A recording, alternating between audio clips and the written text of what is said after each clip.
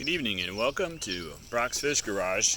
Today we have another step in the sweet potato filter saga. So we have 3 sweet potatoes that have been cut in half, and we see the bumpy part here, not this pointy part. The bumpy part is actually the top, where we'll be expecting to find some growth coming out of it.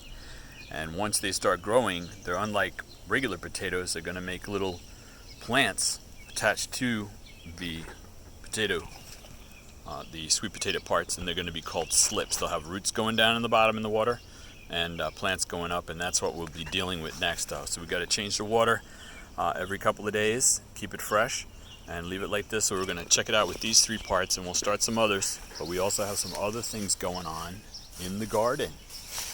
Okay, got some peppers planted, some tomatoes planted.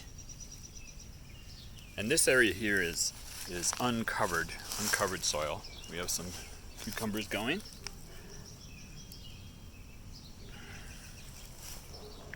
And this is the cucumber patch. Doesn't look like much, but we have bush cucumbers, slicing cucumbers, and some longer vining cucumbers that'll be coming up in here. We planted about 1/3 over that we normally would, or that it's recommended, because we're going to be giving them extra care this year. Some more tomatoes. This is the first time I'm using this regular ground cover in this fashion. I've used the Visqueen in the past, a thick plastic cover, and also leaves.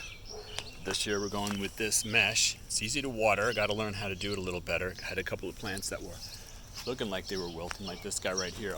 Oh, not really. He looks okay. But we may come around later and give him a little extra water. And we're going to be watering again tomorrow because they were thoroughly watered yesterday.